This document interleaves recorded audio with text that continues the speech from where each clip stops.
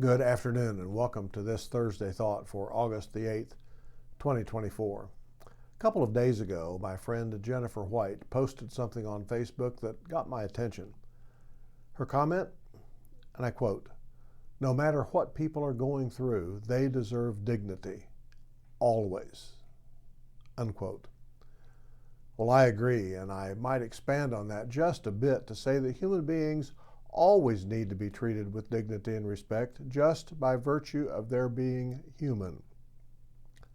I don't know what prompted Jennifer's comment. What I do know is that indignity can take many forms, some of which are not even apparent at first glance. And that was brought home to me just the day after I saw that post in an encounter I had here at the church. That day, I received a call from a social worker at the public school that we partner with.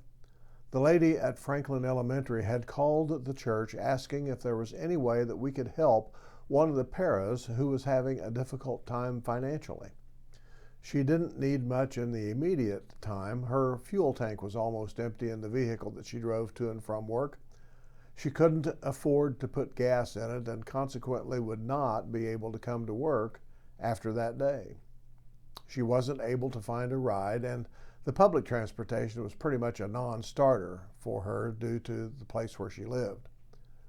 I asked the woman in need to come to the church and visit with me, and we would see what we might be able to do.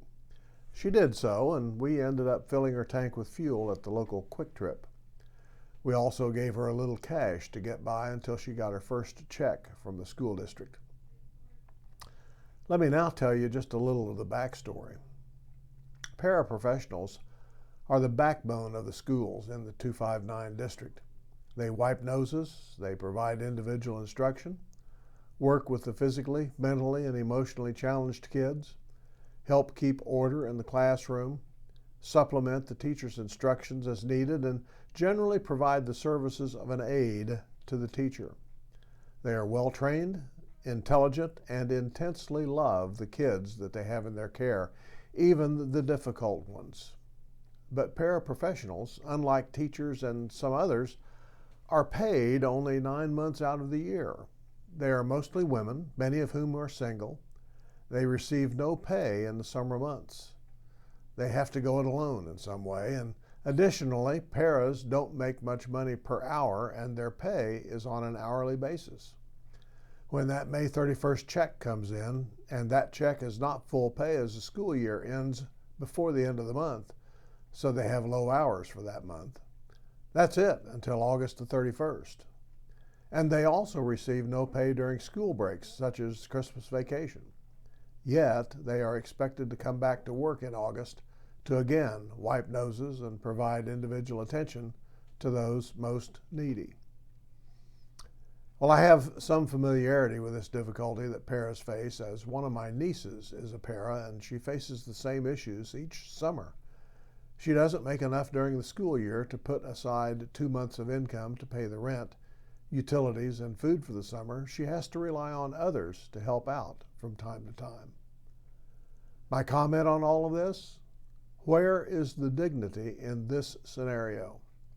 How much does the school district really value paraprofessionals when they treat them in this way? Why has it come to this? Well, I don't have the answer. However, I believe this goes beyond just the notion that because they aren't putting in the hours, they aren't to be paid. There is a dignity and respect part to this. There is a do unto others as you would have them do unto you aspect to this. There is a just do the right thing component in this. Now, I don't know what kind of money it would take to do the right thing for the paras and any others who work for the district who are in the same boat. But I do think it's time to have a serious conversation about how we treat some of those who are some of the most needed and appreciated, at least by teachers and parents, and among the least paid in the school district. And while we're on this dignity and respect thing, those things even go for those that we see on the street schlepping their worldly belongings on their back or in a grocery cart. It goes for those of other nationalities, other religions, other ethnicities, other backgrounds. It goes for all, regardless of gender, race, color, or identity. We may not be able to fix or eliminate the things that have caused people to sleep under a bridge, but we can treat them as the human beings they are, acknowledge their situation, do away with the notion that, well, if they'd just get a job, they wouldn't be there, and to do our part to feed the hungry, heal the sick, and shelter the needy. Blessings.